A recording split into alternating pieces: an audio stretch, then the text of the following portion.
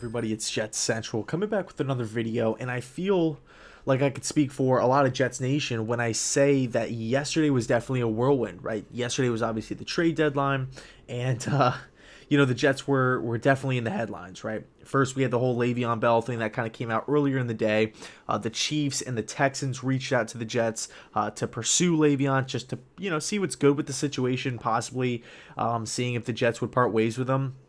Then obviously, we were kind of making some calls, taking some calls on Robbie Anderson. I think the Jets were looking for a second to a third round pick, but the highest offer that they received was a fourth round pick. So we ended up keeping Robbie. And then, of course, the biggest news out of them all was star safety Jamal Adams was involved with some, or in some trade talks rather, with two teams, the Dallas Cowboys and the Baltimore Ravens. Huge news to say the least. I mean, this isn't hyperbole, but Jamal Adams is a top three safety in the league, and he's only 23, 24, 25 years old, so he still hasn't even hit the prime of his career yet, and this guy's already dominating the game of football. And yesterday the Dallas Cowboys or the Ravens could have landed a cornerstone, one of the best players in the National Football League, but the Jets ended up keeping him. Now there's obviously a whole bunch of conspiring stories here, a lot of I feel like there's a lot of miscommunication going on between the head coach, the GM, Jamal, and Jamal's agent. But first, let's talk about the whole Le'Veon Bell situation. I'm happy that Le'Veon will be remaining a Jet, at least for the foreseeable future.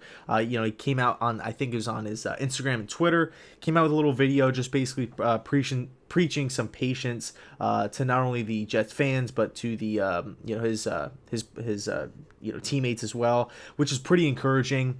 In the video, he said, he wants to be a Jet. He doesn't regret signing here and this and that. And it was all positive stuff. As far as Robbie Anderson goes, I think the good news is that Robbie Anderson needs to be or will be extended, right?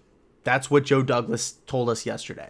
As the general manager of the football team, by him not trading Robbie Anderson in the last year of his contract means that he is in the plans moving forward long term. I expect 100% Robbie Anderson to sign a long-term deal with the New York Jets. If he doesn't, the Jets have no idea what they're doing. Moving on to Jamal. This is obviously where it gets kind of hazy, because it doesn't seem, to me at least, like everybody's on the same page.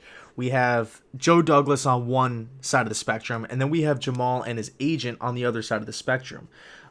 Supposedly, Jamal sat down with both Douglas and Gase and said, this is coming from Jamal, that he wants to remain in New York. And then we had a couple reports kind of popping up here and there throughout the day yesterday, really as the clock started ticking towards the actual deadline, which I believe was 4 o'clock Eastern time, that Jamal sat down and said, no, I want to leave. So that's kind of where I think the line is being drawn, or where the misconception started right there. Did Jamal pound on Joe Douglas's door and say, hey man, I want out of here, this place sucks?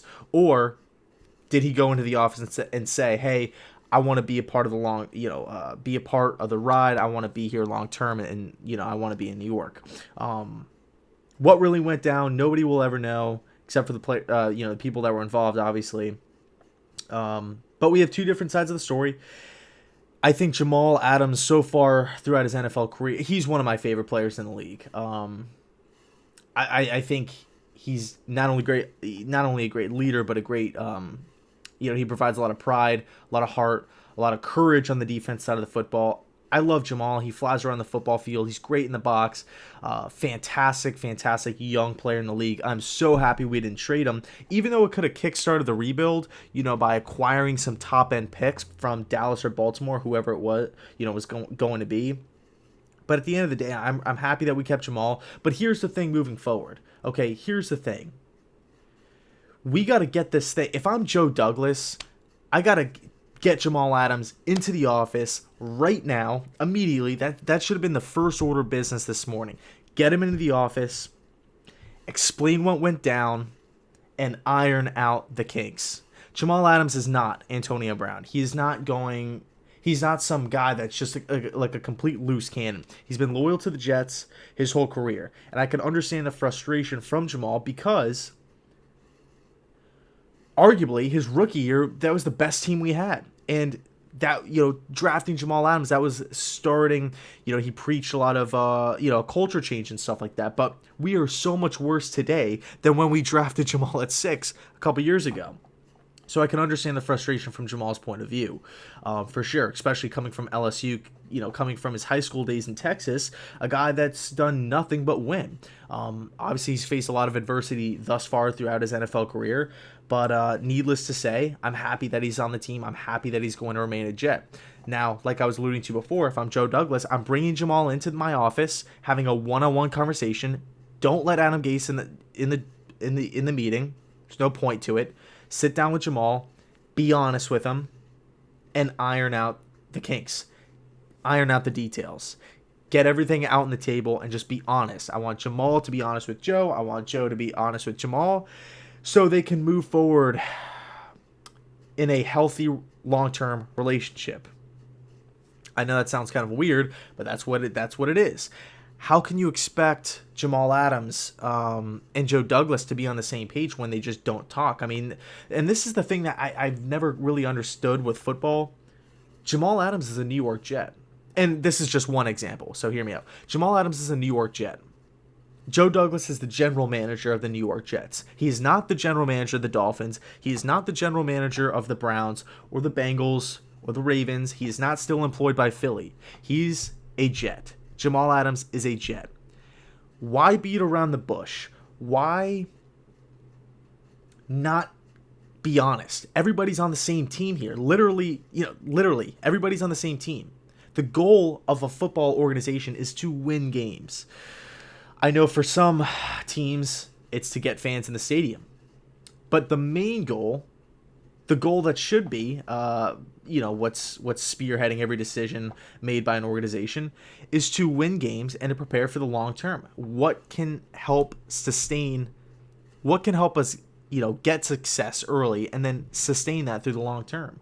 I think Jamal Adams is a huge piece on the defensive side of the football, for the reasons I mentioned before. And I did not want to see him go. So we got to figure this thing out. They got to sit down. Both of those guys got to sit down and become best buddies. Iron out the details, be honest with each other, and move forward, because nobody likes a snake in the grass.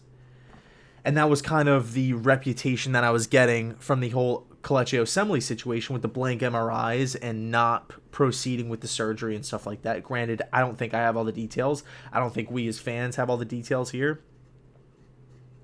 But I want Jamal to be a part of this team long term. But I want him to be happy and to actually want to be a Jet.